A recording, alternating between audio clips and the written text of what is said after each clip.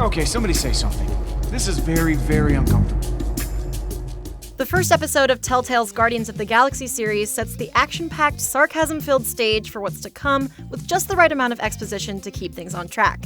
Its 2 hours are paced like a movie and consistently engaging, but its more game-like elements of choice and exploration remove you from the story rather than keep you grounded in it. The episode starts strong, immediately diving into some action. The Guardians get a call from the Nova Corps who need help fighting Thanos. Soon enough, their ship is crashing and they stumble into battle. It might feel a little abrupt if you're unfamiliar with Guardians, but bickering among the team fills in most of the gaps with their personalities and dynamic. The whole episode feels true to their characters, especially how they're portrayed in the movie, and it's a good introduction to what they're all about without relying on lengthy exposition. Oh, my spine. It is in so many more pieces now. Don't be so dramatic.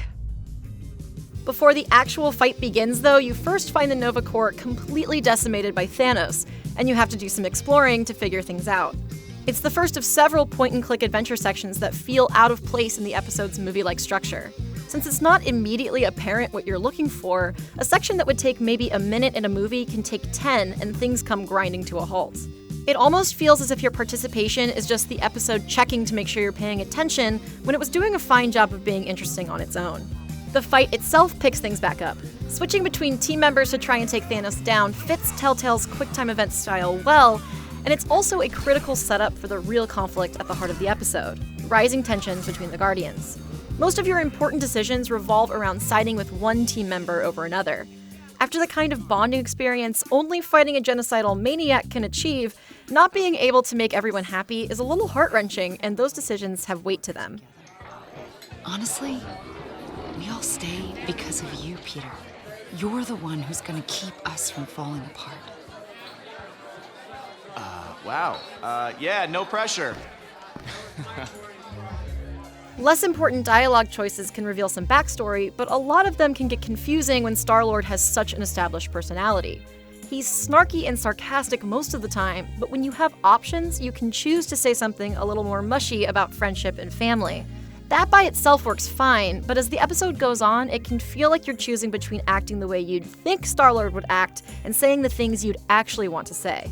In certain situations, it's jarring to have choices when the decision Star-Lord would make seems obvious, especially given the episode's cinematic format. Man, it is nice being so tall. Yes, I get it. You're the friggin' chosen one. Toward the end, the episode has one majorly important decision, but I was only able to experience one of the two options. When I replayed it to see what would change, the only scene that was really different had no sound. It's the only bug I encountered, but its timing was more than inconvenient. Even without that one scene, the episode sets up an important conflict and serious questions about the galaxy going into episode 2. Some more gamey elements can take you out of the experience a bit, but this is also a compelling introduction to the series that captures the unique charms of the Guardians.